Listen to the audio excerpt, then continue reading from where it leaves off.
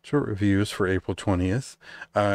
There's a lot of rock records on this list, and it's a little bit shorter list because we are at the very end of the month. This is the final installment of April releases in terms of short reviews. I still have a few other April releases to get around to next week, but this is kind of the final lump of stuff that I'd like to get around to in brief.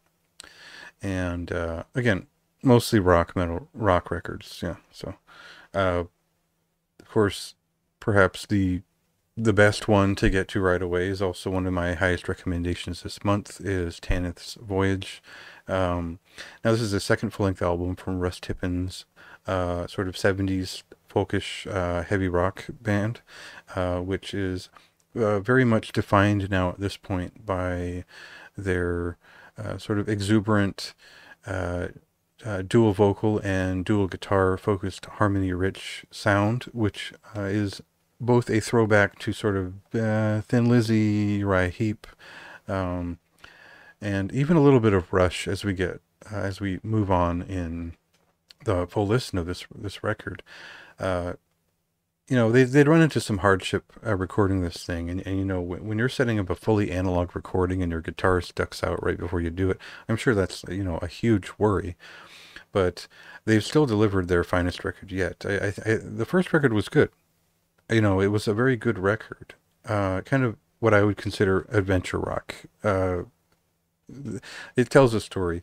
It's full of myth. It's bardic in its tradition. It is narrative by design, but catchy per Tippin's songwriting style, which is, I think fans of Satan will understand his hand in the songwriting of that group a little bit better once you've spent more time with this record, because his signature is all over this thing, and his voice is all over this thing, and just a more rich presence, which pairs quite well with Cindy Maynard's voice. I think the two of them have such chemistry in terms of co-vocalizing that it's funny to hear people say that this is a rock band with female vocals when it really is two vocalists, and their shared contributions are integral to how tells, spins their yarn.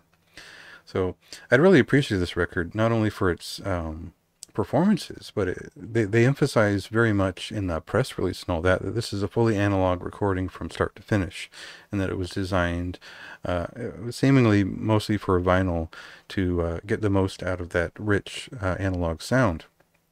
Now, when you're listening on MP3s like I was, or just a stream, the hiss, the sort of the room noise, the presence of it is very evident, but so is the rich timbre of every participant, and it really does make a difference when you compare this with their previous record, which is it sounds quite muffled. Their performances are a little bit more meek, and on Voyage they're really going for it. They're belting it out. They're sharing the stage in it feels celebratory. It feels exuberant, and this record, it sucked me in right away. It's just a great experience, a very catchy record. So I won't go on about it too much. It is a very high recommendation, and you will see it on my best of the month.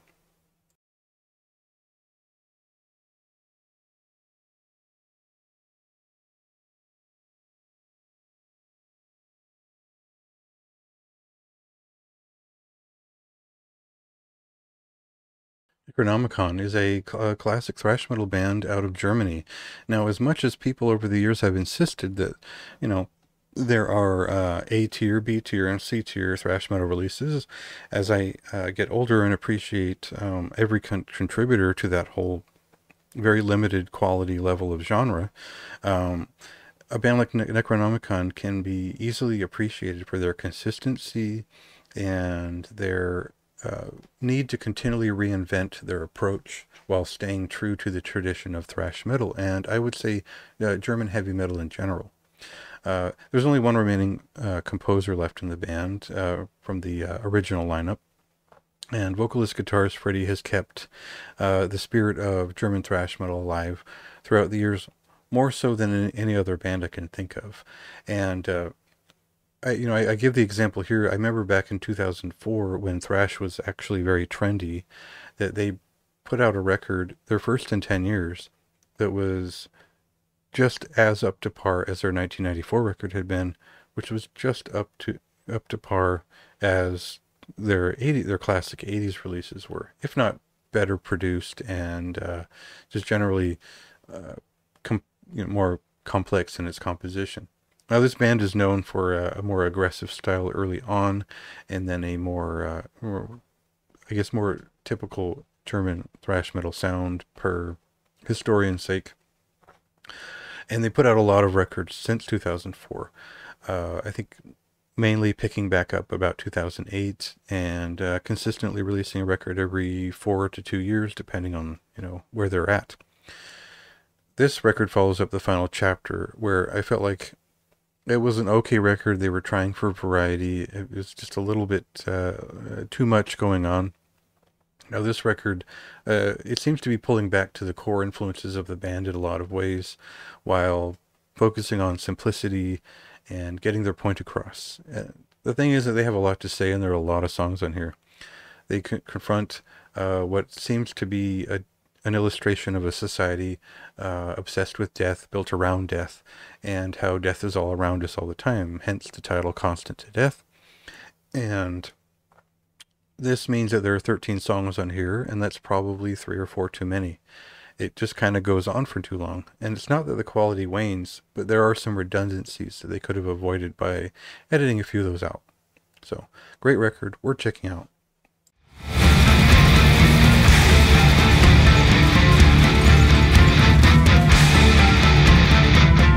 Turn off the darkness I see, drawn from the shadows I fear. Oh, Emissary's self-titled EP or MLP is not a new release. This actually came out, it was self-released back in 2022 on cassette and digitally. And this version is the vinyl version finally releasing. And this is a band very much in the style of 80s US power metal, something tangentially relatable to Manowar just as much as it might be to Broke's Helm. And they have a little bit of a progressive streak to their sound, which helps keep their rhythms interesting. The bass is very active on these songs, and so is the vocalist. There's a lot of personality pouring out of this pure heavy metal record, and it does have a little bit of there's some progressive rock and metal influence brewing around the edges that keeps it from sounding too plain. It's a pretty great release in general. I enjoyed it immensely every time I put it on, and it's good to see that it's coming to vinyl. Just a quick note, you can go check it out yourself right now.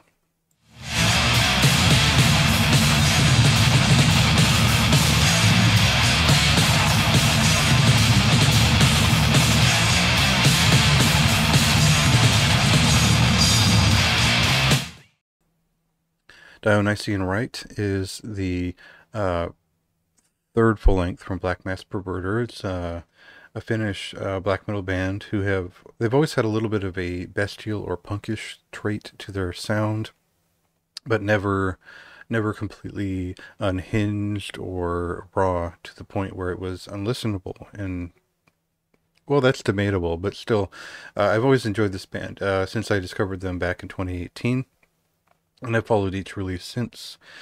This is a little bit more of a subdued record in terms of its pacing and general sound. I think that they've gone for something that isn't necessarily Greek black metal in style, but it would appeal to that same fan, while still holding true to some of their more punkish, sort of Impaled Nazarene-esque feeling. So, there are some heavy rock influences, some heavy metal influences. There's a lot going into this record that explores indulgence,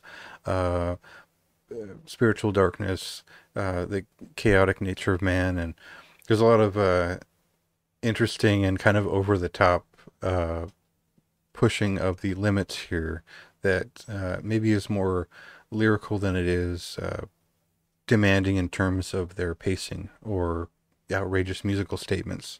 So it was a pretty interesting record to listen to because it was different, not average for their standards, but pretty cool.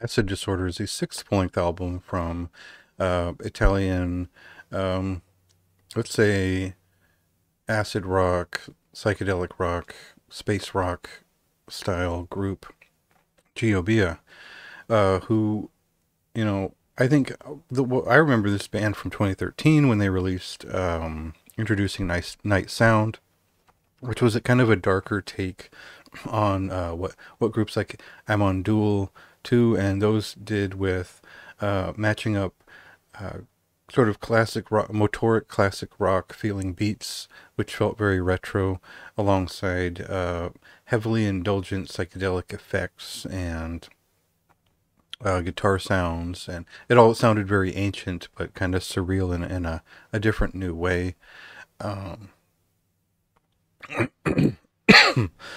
But over the years, they've sort of modernized their sound in various different ways, and it no longer sounds so much like a throwback. And in many ways, Acid Disorder has more of a stoner rock feeling. It definitely feels like it swings a bit more for the less the retro sound and more just a general stoner space rock feeling. And I would describe it as neo psychedelia meeting up with space rock. Generally, that's how I would see it. And it's a great record. It's the only thing is that I just need to spend more time with it. I haven't listened to it more than about 4 or 5 times, and it definitely is so heavy on the effects that it'll take some time to soak it all in, basically. So for now, moderate recommendation. Go check it out.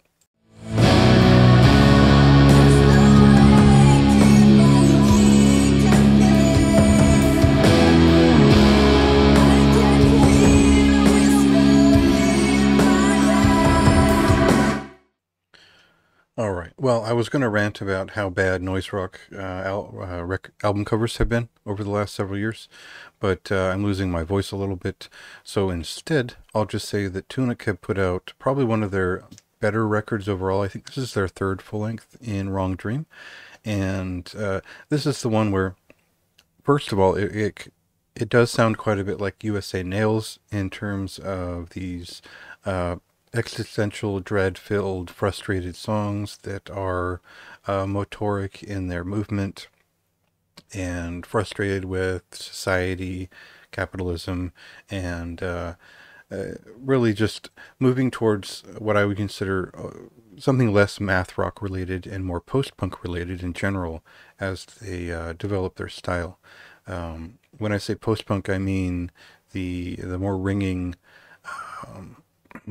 sort of chord wrangling stuff from like Gang of Four from like 1979 or so. Not so much the gothic or the new wave related idea of that sound. And I think it makes for a record that has a few pretty cool surprises in its work, but also is a little bit kind of one note in a lot of ways, emotionally and tactily. When they switch things up, it's always a little bit surprising in terms of tone and just instrumentation. It is only a half-an-hour record, so you're really just getting kind of a really condensed bolt of emotional dread that is enjoyable for its extremity and starkness. But it left something to be desired on my part. I don't know what yet, but it's kind of like it's their best work yet, but I might need more time with it to sort of understand where I want to place it versus the more elaborately enjoyable early stuff from the band. So worth checking out if you like noise rock and unique variants on that.